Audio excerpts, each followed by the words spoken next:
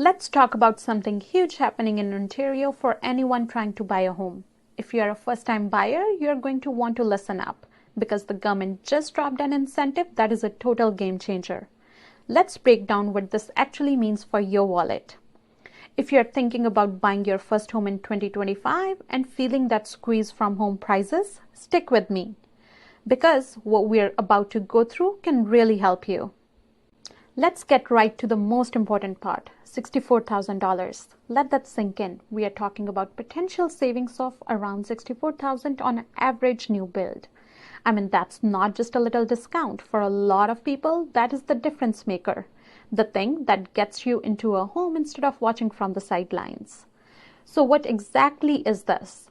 It's a massive deal. The Ontario government is basically jumping into the affordability mess and saying, we can help. They are doing it by completely wiping out their share of the sales tax. But here's the catch. It's for first-time buyers and it's specifically for brand new homes. The concept is actually super simple when you think about it. You're making the biggest purchase you'll probably ever make. And the province is just stepping aside and saying, you know what? You can just keep a 8% cut off the tax. It straight up slashes that initial cost of getting into a home. Let's get the details, the numbers. How does this actually shake out of your bank account?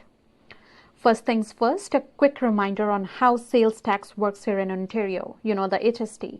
It's 13% total, but it's actually made of two pieces.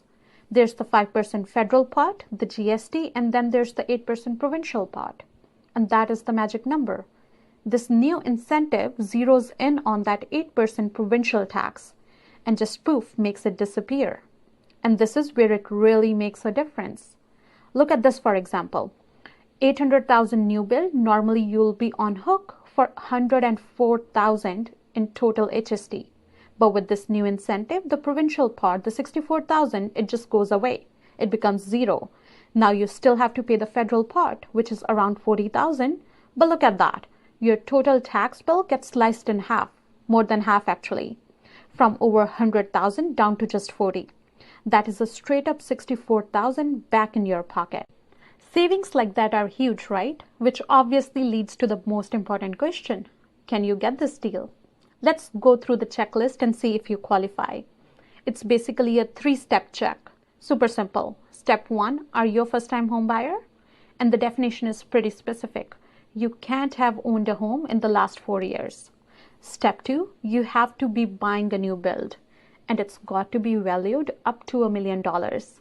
And step 3, the final piece, you have to actually live there. It's got to be your primary residence. Pretty straightforward. You're probably wondering, is this going to be a nightmare of paperwork? The good news is probably not. Most of the time, the builder handles everything. They apply for the rebate for you and it just comes right off the purchase price at closing. If for some reason that doesn't happen, you can fill the forms yourself after the fact. You know, just do the smart thing and keep copies of everything. Purchase agreement and proof you live there.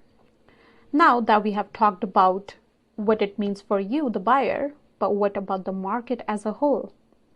When you see a change this big, it leaves an impact on everything. And look, this just isn't a Toronto thing. Not at all. The savings are massive all over. You're looking at maybe 70,000 in savings in Toronto, 64,000 in Durham, 60,000 in Hamilton. This is applicable all over Ontario. So what's the fallout for the market? Well, it's kind of like two sides of the same coin. On the one hand, this is great. It makes homes more affordable. It gives builders more confidence to actually, build. But the other side of that coin, if everyone rushes out to buy at once, the demand could push prices up. Or builders might not be able to keep up, creating a bottleneck. It's going to be a really delicate balancing act for the market to figure out.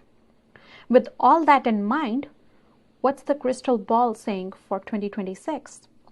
Right away, in the short term, get ready to see a ton of ads for new builds. Builders are going to be all over this. Then, a little further down the road, all that marketing probably will lead into real demand, which could mean we see prices start to climb back up. And in the long run, this whole thing fits right in with Ontario's big plan to just build more homes. This doesn't just make things more affordable, it could actually change what people want to buy, pulling a whole bunch of buyers over to the new build side of things. With tens of thousands of dollars now on the table, do you think you could afford a set of keys to a brand new home?